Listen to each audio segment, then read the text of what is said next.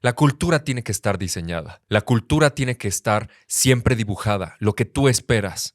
Y la cultura es cómo interactúan las personas al interior de la empresa.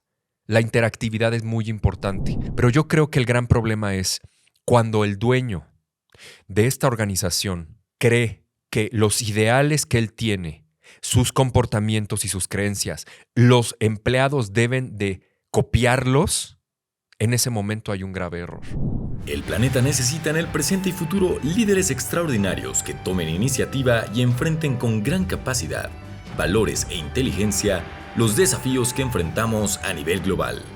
Líderes 2050 es un movimiento creado por Ricardo Enríquez Duarte que busca una revolución acelerada, profundamente analizada y altamente calificada de liderazgo necesario hoy y para las próximas 3 décadas.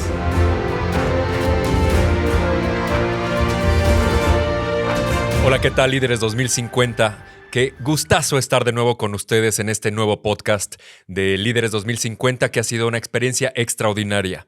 Para los nuevos seguidores, nuevas seguidoras, muchísimas gracias por sumarse a esta misión, a esta visión, a este objetivo, a este propósito, como le quieran llamar, de multiplicar Líderes 2050 en el mundo, no solo en México, no solo en Latinoamérica, sino en todas las personas que podamos alcanzar. Y para eso, entre más ustedes compartan, créanme que va a ser muy importante que lo hagan porque nos van a ayudar muchísimo para que podamos tener resultados extraordinarios. Hoy vamos a hablar de un tema que he vivido de carne propia y es empresas familiares versus corporativa o corporativos. ¿Y por qué decidí esto? Bueno, aparte de que yo he trabajado en empresas familiares que respeto, ¿no? Admiro y tengo grandes amigos de varias empresas familiares, también ahora con Give Group, mi empresa, varios de los clientes son empresas familiares. ¿Y por qué lo traigo a la mesa? Porque cuando hablamos de liderazgo, hablar de empresas familiares y del ambiente, del entorno, de la cultura de trabajo, pues tiene muchísimo que ver porque va a haber cosas que se permiten, cosas que no se permiten, los do's y los don'ts, como se dice en inglés, tangibles e intangibles, que van a permitir o no que un líder admirable crezca y se exponga en su totalidad o que no llegue al máximo potencial que pueda tener, mucho por las creencias o por los comportamientos o por las ideologías en muchas ocasiones de los dueños o dueñas. Y yo quiero abordarlo desde una perspectiva primero general a lo particular y quiero empezar hablando de lo que es una cultura, de lo que es cultura de trabajo, cultura organizacional, que aunque parece un término pues muy conocido, yo he llegado con muchas personas que todavía tienen como dudas de qué exactamente es cultura organizacional, que hoy se ha vuelto pues no de moda, pero es algo que después del COVID creció muchísimo porque las empresas se dieron cuenta que la cultura en una organización, en un corporativo, es crítica para el éxito de una empresa.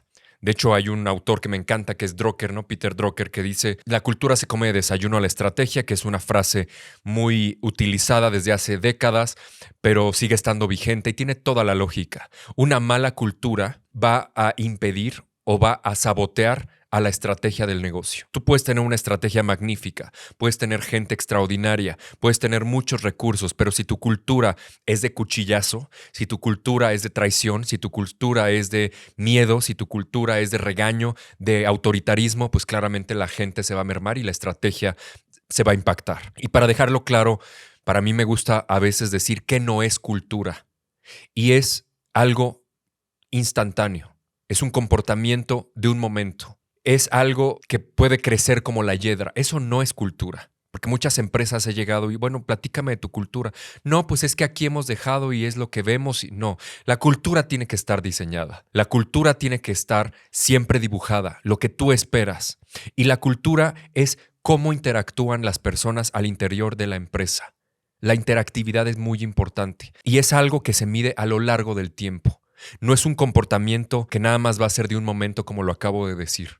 Es un comportamiento aprendido a lo largo del tiempo que se refleja no solo en comportamientos tangibles, sino en acciones tangibles, que es lo que se puede medir. Tú puedes hablar de una cultura de trabajo extraordinaria o el famoso way of working, la forma de trabajar. Es la esencia, es el ADN, es cómo nos llevamos, cómo nos comunicamos aquí, cómo interactuamos, cómo nos pedimos las cosas o cómo nos contestamos si algo no nos gusta, cómo nos gusta trabajar en general general. ¿Qué nos gusta ver? Si es atención al detalle, si son los colores, si es una pulcritud en la marca, etcétera, etcétera, etcétera. Cada empresa tiene comportamientos diferentes y eso lo traslada o lo debería trasladar en acciones. Y esas acciones tendrían en algún momento que convertirse en una cultura de mérito. ¿Qué quiere decir eso? Que se debería calificar y premiar a la gente que lo hace bien y castigar, que no me encanta la palabra, pero es la mejor palabra que describe esto, a la gente que no lo lleva a cabo. Cuando hablamos de cultura en una organización, lo pongo como la parte general de empresas familiares versus corporativistas, porque claramente la diferencia está en los comportamientos, las ideologías, las creencias, pero sobre todo las acciones tangibles que vemos al interior de una empresa y que van a hacer la diferencia versus otra. Y bueno, vamos a entrar un poco al tema ya de empresas familiares, que claramente, como saben, yo siempre he sido un hombre muy respetuoso. No me meto mucho a decir qué es verdad o qué no es verdad, qué es correcto o incorrecto. No me considero una persona que viene a calificar. Yo creo que cada persona puede hacer su juicio. A mí lo que me gusta es exponer las realidades y cada quien va a tomar una conclusión. Pero eso no significa que esté a favor o esté en contra. Eso me lo reservo. Y bueno, para las personas que me conocen, quizá lo puedo platicar hasta cierto punto en el momento que yo lo considere necesario. Pero bueno, hablando de este tipo de culturas, lo primero que voy a arrancar cuando hablamos de empresas familiares es su bebé del dueño. Es su bebé del dueño. Y no lo estoy justificando. Yo tengo una empresa. Tengo Give Group. Y empecé desde abajo, tocando puertas.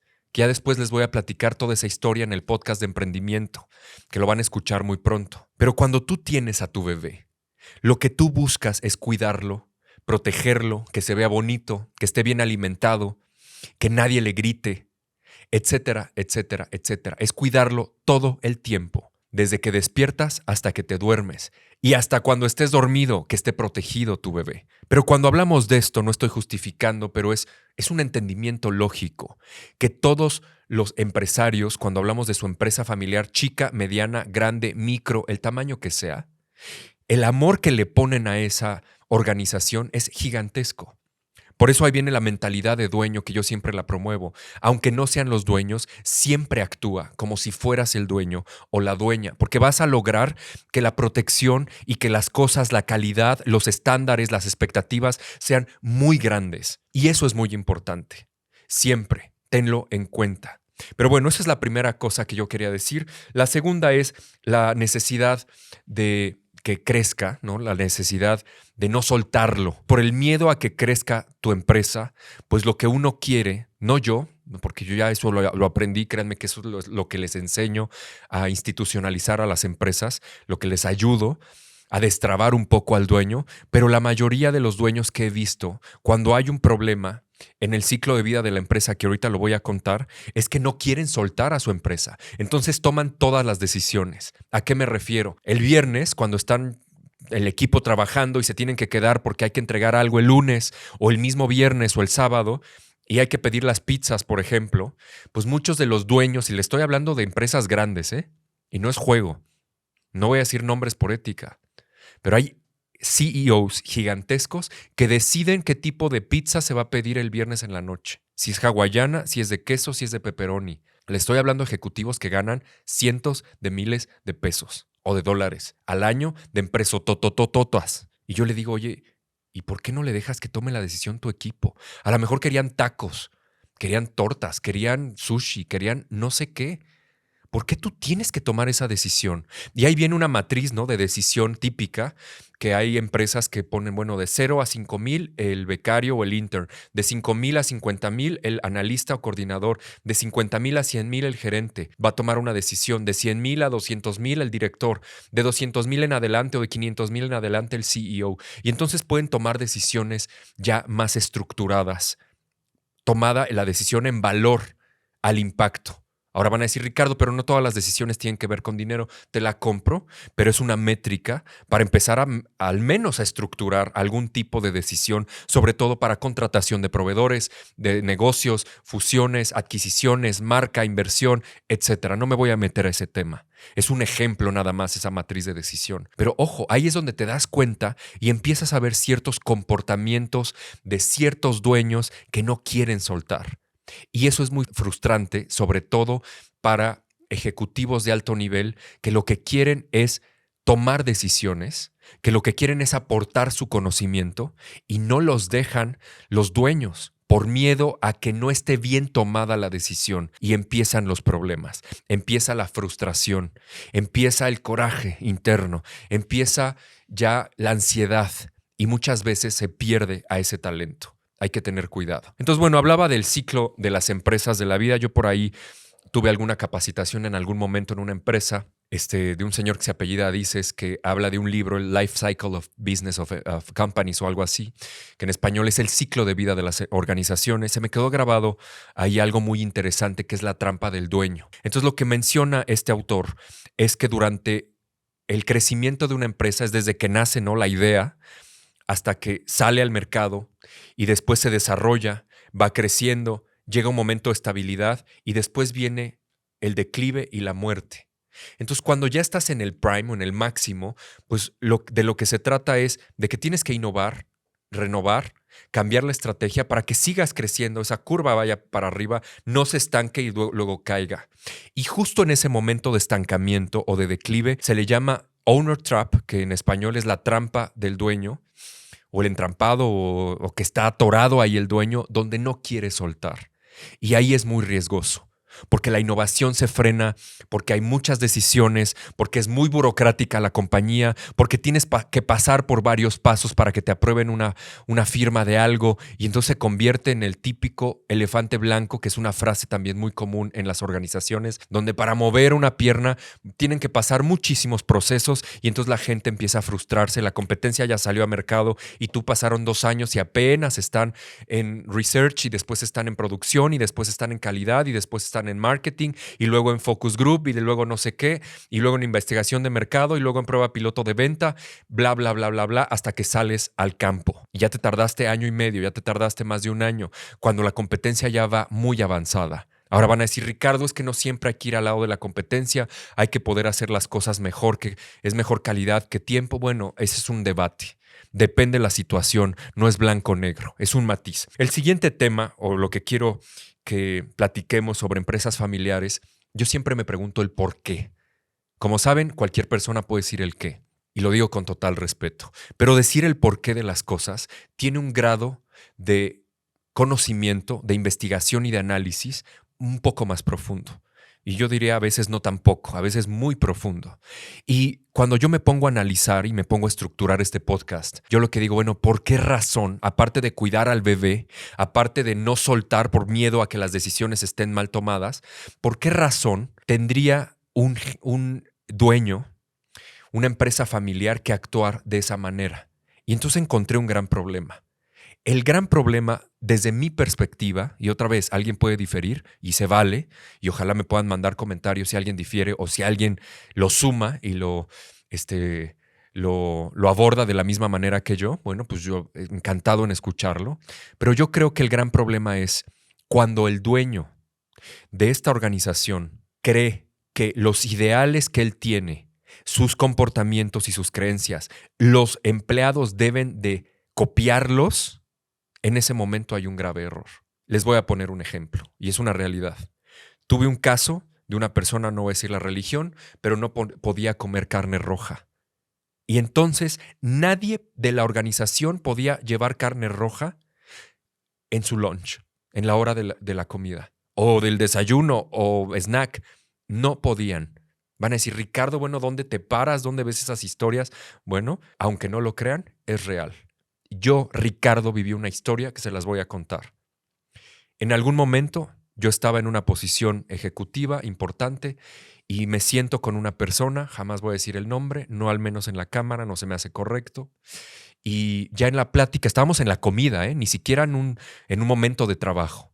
Y yo siempre he usado, bueno, no siempre, pero ya llevo años con barba y antes tenía la barba más grande. Esta persona mayor, hablo de arriba de 60 años, me dice, Ricardo, ¿por qué usas barba en esta posición? Y yo casi me voy para atrás. Yo, ¿cómo que? ¿Por qué uso barba? Porque me gusta. Me gusta. Digo, si a alguien no le gusta cómo se me ve, bueno, pues es problema de la otra persona, no es mío. Mientras a mí me guste, yo me sienta bien, yo lo voy a usar. no entiendo el problema. Y entonces la respuesta fue, es que en esta empresa no usamos barba. Y me fui para atrás. Yo dije, híjole, en ese momento no supe qué contestar, pero inmediatamente, al momento, ya después de unos segundos, dije, bueno, qué lamentable, pero ya estamos en otros tiempos. Y yo todavía poniéndole sal a la herida, porque me encanta de repente, le digo, y si supieras que traigo tantos tatuajes, yo creo que te vas para atrás. Porque yo tengo muchos tatuajes en el cuerpo. Y entonces, so what? ¿Cuál es el problema? Estamos en el 2023. Regresando al tema de empresas familiares, hay empresas familiares que no permiten que las mujeres usen pantalón, solamente falda a la rodilla. Ricardo, bueno, ¿dónde estás? ¿En qué planeta? En México. A ese nivel. Hay empresas que no permite el dueño que la gente se comporte diferente a como ellos son.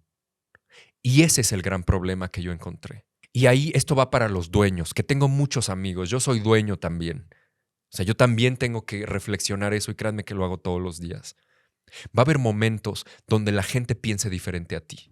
Y no tienen que ser como tú, no tienen que vestir como tú, no tienen que parecerse a ti, como te ves, necesariamente. Lo que importa es lo de acá y lo de acá. Los valores, la educación, la ética, la valentía, el temperamento, las ganas, la pasión, el conocimiento, etcétera. Pero no necesariamente es porque la religión que tú predicas es lo que los demás lo tienen que hacer. Porque la vestimenta que tú utilizas es lo que los demás tienen que hacer. Y ahí empiezan los grandes problemas de cultura con empresas familiares. Y ese es un gran problema. Cuando no saben separar que la forma en la que ellos o ellas actúan no debería ser la forma en la que sus empleados deberían de actuar. Ojo, a nivel personal. A nivel organizacional, ahí viene la cultura que les hablaba al principio, que es cultura de mérito, con valores, comportamientos, acciones unificadas, homologadas, comunicadas, entendidas, medidas, vividas, etcétera, etcétera, etcétera, en todo un ciclo de la cultura para que se logre la cultura esperada que tú esperas en una organización, valga la redundancia, en 1, en 2 o en 3 años. Eso tiene que dibujarse, tiene que discutirse, tiene que no solo ponerse en la pared, ¿no? Como típica arquitectura, decoración que luego la gente olvida. Yo le he preguntado a muchos empresarios, CEOs, ¿cuál es tu misión? Tu visión no se la saben y no estoy criticando, es la verdad. Entonces, ¿para qué lo tienes en la pared si no lo vas a vivir, no lo vas a comunicar, no vas a lograr entendimiento? No vas a lograr que la gente lo viva en el día a día. Pero ojo, estoy hablando a nivel organización, que eso, la cultura, tiene que ir ligada a tus objetivos de negocio, a tu estrategia, a tu propósito final. Y ahí se empieza a desprender realmente el comportamiento o los comportamientos y acciones que tus empleados deben demostrar. Y se impacta en todos los procesos de recursos humanos, desde reclutamiento. ¿Cómo voy a buscar al perfil de gente que necesito? Desde desarrollo, ¿qué necesito capacitar más o desarrollar? ¿Qué voy a dar coaching? ¿Qué voy a dar mentoring? Etcétera. Desde las promociones, ¿a quién voy a promover y a quién no? Porque no nada más es el tema de conocimiento, es el tema de cultura y comportamientos. Es quién demuestra la cultura de negocio. Y eso es muy importante. Ahora, quiero desprender todavía un poco más y bueno, lo digo otra vez con total respeto. Siempre lo que yo digo es con respeto, pero me voy a meter en un tema más delicado y que quiero hacerlo y lo digo a la cámara para aquellos dueños que me escuchan. Y estoy hablando gente de lana. Y créanme que tengo muchos amigos y amigas así. Y se los he dicho de frente. Cuando hay mucha gente de este tamaño, en una empresa familiar, les hablo de empresas aquí sí grandotas o unicornios, por ejemplo, y que se volvieron millonarios de un día para otro o fueron heredando. Yo siempre le digo a la gente, hay que entender la mente de un millonario. La mente de un millonario no es igual a la de todos los empleados o las personas que estamos abajo. Siempre un millonario piensa diferente o pensamos, no porque yo sea millonario, sino porque siempre hay que tener una mentalidad. Ya saben, esta ley de la atracción cerebral, que eso lo voy a explicar después, no es tanto metafísico, tiene una lógica cerebral, pero a lo que me refiero es a que siempre tus estándares se vayan muy alto. Ojo, que cada quien va a decidir, ¿eh? Porque hay gente que dice, yo no quiero ser millonario ni millonario, ok, se vale. Pero hay ciertas cosas, hay ciertos comportamientos que hay que demostrar. Pero bueno, para este tipo de mentalidades, la pregunta es, ¿cómo los abordo? ¿Cómo abordo al dueño de esta empresa que hoy es el director general o al hijo que es el director de marketing o el director de ventas o el director de no sé qué, de operaciones, porque lo están entrenando, no sé cuál? Y yo se los voy a describir con un ejemplo. En alguna ocasión, con un cliente, hace no muchos meses, estábamos hablando justo de cultura y estaba yo ayudándoles con GiveRub a institucionalizar su empresa. Y de repente en una plática sale a la luz o sale ahí a la conversación que uno de los ejecutivos estaba duro y duro y duro y duro con ser promovido, pero no solo con eso, sino con mejorar su título, su nomenclatura de puesto. En lugar de ser director o subdirector, quería ser director o vicepresidente. Entonces estaba duro y duro y duro y duro y entonces era el debate entre, oye, ¿vamos a abrir vicepresidencias o no? ¿Se vale? No sé qué. Y de repente enojado el dueño, enfrente de una junta de directivos y nosotros que estábamos como empresa externa ayudándoles, dice, bueno, ¿por qué? Pero así con esta desesperación y emoción, ¿por qué les preocupa tanto los títulos? Pero así molesto el señor. Y yo volteo, me saqué de onda, claramente, pero créanme que he vivido tantas veces, tantas batallas y tantas sorpresas, que ya ahorita ya muchas de esas ya las sé manejar, ya las espero, ¿no? Antes era mucha sorpresa para mí, hoy les puedo decir que ya sé que van a venir de esas muchas, y más viviendo con clientes y en el tipo de industria que me desempeño y con la gente con la cual me muevo, y me quedo callado, escuchando qué más. Dice, estoy harto que la gente nada más busque nomenclaturas. No entiendo por qué. Alguien que me lo explique. Y entonces entra Ricardo. Entré yo. Y enfrente de todos le dije, dame 5 minutos. Te lo voy a contestar en privado. Y entonces se salen todos y me quedo con él. Y le digo, mira, te lo voy a decir porque tú me estás contratando y parte de mi chamba es decirte las netas. Y aparte porque yo así soy. Créeme que tengo todo el carácter, todos los pantalones para decírtelo de frente. No necesito quedar bien con nadie. Créeme, te lo voy a decir como es. Y la respuesta es porque tú no necesitas un currículum. Y los demás sí lo necesitamos. Los empleados. Y ahorita yo ya estoy fuera en mi empresa, es diferente, pero aún así. Un empleado, su cara al mundo empresarial es el currículum. Y entre más nivel tenga, entre mejores posiciones y nomenclatura, lo van a escuchar más allá afuera. ¿Y qué crees? Que tú no. Tú hablas a los amigos de tu papá o a tus amigos y en un segundo tienes trabajo, o tus hijos, o fuiste heredando esta empresa porque la heredaste, una empresa millonaria. No necesitaste en ningún momento hacer un currículum ni pedir un puesto. No, Ricardo, pero yo entré desde abajo como becario y entré como vendedor y sí, pero era lo mínimo esperado. Perdón, no te la compro. Qué bueno que empezaste desde abajo. Eso no justifica lo que acabas de decir. Analízalo.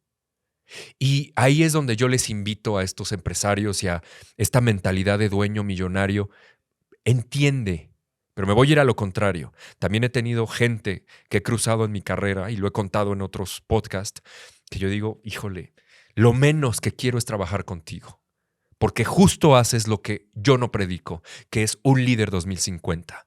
Humilde, sencillo, que quiere a la gente, que apoya, que impulsa, que multiplica, no un cuate egocéntrico que se cree el centro del universo y que minimiza a todo mundo y aparte los humilla. Híjole, esa persona para mí no es alguien que yo concuerde en lo absoluto. Entonces, a donde quiero llegar es, con este tipo de personas ya más negativo, hay que tener cuidado con la mentalidad. Y un poco me metí a entenderlos o entenderlas, porque dije, a ver, como que no entiendo por qué son así. Algunas personas, ojo, no estoy diciendo todos, repito, tratan a las personas como su servidumbre. Oye, Ricardo, pero no son su servidumbre. Sí, pero estamos hablando de que a lo mejor ellos no es su intención y están hablando con un directivo que es su empleado, pero la forma en la que les hablan es terrible. Les pegan en la mesa, los dejan esperando afuera de la oficina 2, 3 horas hasta que se les antoja recibirlos. Ellos comiendo, sabiendo que tienen fila afuera. Les gritan con groserías. Y ahí lo que yo me puse a pensar es, ¿por qué razón? ¿Por qué? Porque muchas de estas personas crecieron en un ambiente millonario donde desde niños en cuna de oro o niñas crecieron con mucho dinero y con todo mundo alrededor. Y para ellos entonces un empleado les cuesta trabajo diferenciar pues al que les daba de comer o les servía la comida versus al gerente de marketing. Para ellos es un empleado y eso es muy crítico. Si alguien está escuchándome, porque yo sé que tenemos en audiencia gente de varios niveles que es así, yo te diría, piénsalo 2 veces. Porque no es lo mismo el nivel de vida que tú tuviste al nivel de vida de tus empleados. Y no porque haya sido diferente tendrías que comportarte igual. La gente tiene miedo, la gente se siente inferior y cuando tiene un bajo autoestima le impacta en sus resultados. Tengan muchísimo cuidado con eso. Y ahora, para terminar esta parte de los millonarios y los empresarios, también quiero meterme a una parte de cómo darle la vuelta entonces y les quiero dar también otro ingrediente que también he pensado. Esta gente está acostumbrada a que la mayoría de sus empleados o gente alrededor los busque por interés. Entonces ellos ya están acostumbrados a que desconfían de mucha gente, porque ya saben que la mayoría de las personas los buscan por interés económico. Ojo, no todos. Pero entonces, lo que yo les propongo o les recomiendo como líderes 2050, que por ahí tengo también un video de cómo lidiar con tiburones, pero ahí no me refiero a empresarios, millonarios, familiares, dueños. Me refiero a CEOs, por ejemplo, o altos directivos. Bueno, también aplica. Pero ahí lo que les digo es, trátenlos como si fuera cualquier directivo, con educación, con seguridad, como si fuera cualquier ser humano. Que no los vean que se impresiona ustedes por su dinero. Que no se impresionan por sus títulos. Que no se impresionan por tantos guaruras que traen. Den resultados extraordinarios. Sean personas éticas. Sean personas con carácter. Véanlos de frente. Confróntenlos cuando los tengan que confrontar con toda la educación política y argumentos que se requieran. Y háganlo de manera objetiva, no subjetiva. Y créanme que los resultados van a ser extraordinarios. Cierro con esto. Les mando un gran abrazo. Les mando un abrazo no solo a ustedes que están debajo, ¿no?, de este escalafón, también a los empresarios, porque tengo muchos amigos que son así y de hecho los quiero muchísimo, pero también se vale cuando las cosas no están bien decirlo de frente. Y este es un espacio para eso. Este es un espacio para decirnos las netas, para que seas mejor. Eso es Líderes 2050 y ese es Ricardo Enríquez. Ese soy yo. Soy alguien que siempre va a hablar de frente y con todo el carácter y que siempre me ha caracterizado, pero créanme que de fondo hay estudios, de fondo hay análisis. No nada más es a ver si se me sale ahorita de la manga, a ver si pega, no va por allá. Siempre lo que busco es que esté bien argumentado. Y bueno, pueden diferir claramente o podemos debatirlo, me pueden escribir. Mi email es ricardo.enriquez@gift.group, no lleva com, o me pueden mandar un mensaje directo en las redes sociales. Como saben, yo leo casi todos, puedo decir 99%, por si se me fue alguno, y respondo 99% de todos los mensajes. Les mando un gran abrazo. Gracias por ser parte de Líderes 2050. Gracias por compartir. Los espero en el nuevo episodio. Vienen temas increíbles y ojalá les haya servido muchísimo este podcast. Nos vemos muy pronto, Líderes 2050. Hasta luego.